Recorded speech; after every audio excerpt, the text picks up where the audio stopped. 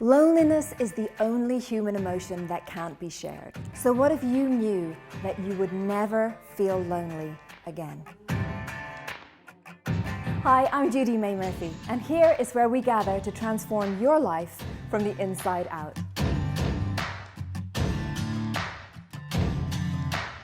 Loneliness is a horrible, horrible feeling. I remember when I was a teenager and in my 20s, I used to feel lonely every night. I used to cry myself to sleep. And now, I can't even tell you the last time I felt lonely. And part of that was working out exactly what loneliness is. Because it's one of these umbrella terms we just take for granted, like happiness, sadness.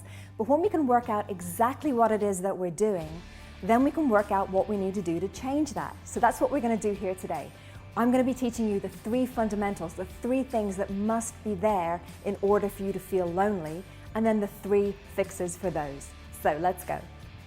By the way, if you're new here and you'd like to find out loads of different ways that you can easily, quickly transform your life completely from the inside out, think about maybe pressing that subscribe button, ringing that bell so that we can stay in touch. So there are three fundamental things that need to be in place in order for you to feel lonely. The first thing that needs to be happening in order for you to get to a place of loneliness is self-isolation. That means pulling yourself away from other people, not being around people. Now, if you're introverted, you might be saying, well, I love pulling away, I love being on my own. This is different though. This is the kind of self-isolation that comes from a feeling of either being threatened or overwhelmed, or perhaps from just not wanting to put the effort into being around people. And if you're introverted, it doesn't mean that you are destined to be lonely. You know that there's a difference between going with a book into your bedroom and just having some me time, and then really wanting to pull away from people and just not wanting to be around people. It's been proven that when we look people in the eye, when we're actually physically touching people, looking at them in the same space, that our brain can kind of calm down. And it's something that's happening increasingly because everyone's trying to connect through social media. So that's the very first thing, is when we self-isolate, this is absolutely the foundation for loneliness. Point number two then, the second fundamental that needs to be in place in order for you to get to a place of loneliness is toxic shame. A feeling of, even if you are surrounded by the most amazing people on the planet, that there's something fundamentally broken about you, there's something wrong with you, and that they couldn't possibly love you, and there's no point connecting, that it's all going to go wrong, they're going to find you out, maybe through imposter syndrome, or maybe you sort of fear what's going to happen because of your so-called brokenness. And that way of dealing with the world, that way of believing that you're broken, is a huge, really important part of loneliness. Third fundamental is a feeling of helplessness, a feeling that you're not going to be able to make this right no matter what you do. A feeling of, even if you tried everything, that you would still be there with that feeling of loneliness. And that's not the case, as we're about to find out. So what are our three fixes? So the first one is our fix for self-isolation. Often, I get it, friends and family can be too much.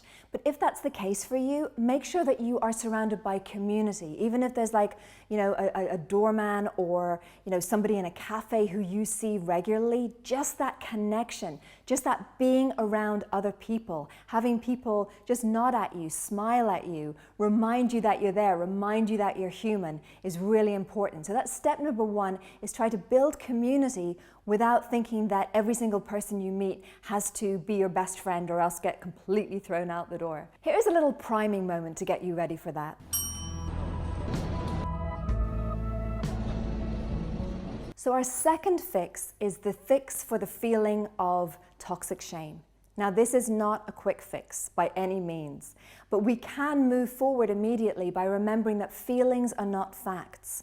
Just because you feel less than, just because you feel broken, doesn't make it a fact. And if you remember that, you're more likely then to go out and have the conversations with people and then get the feedback from them that says, hey, you know what, I liked this conversation, I liked being around you, so that you are able to remember that you do have value, that people just like you for you.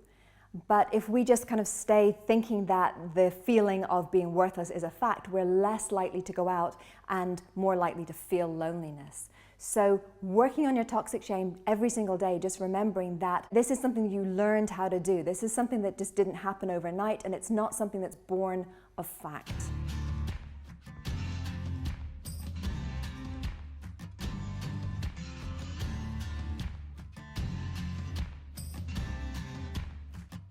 And then thirdly, that feeling of helplessness around the other two.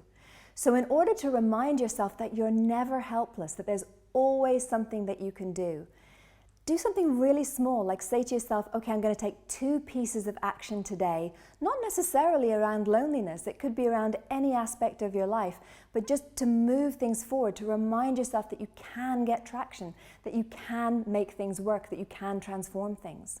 And then you'll remember that, you know what, if I can transform this, I can transform other things like the people that I'm around, like the way that I'm feeling.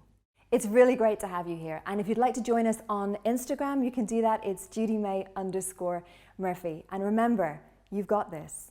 See you soon.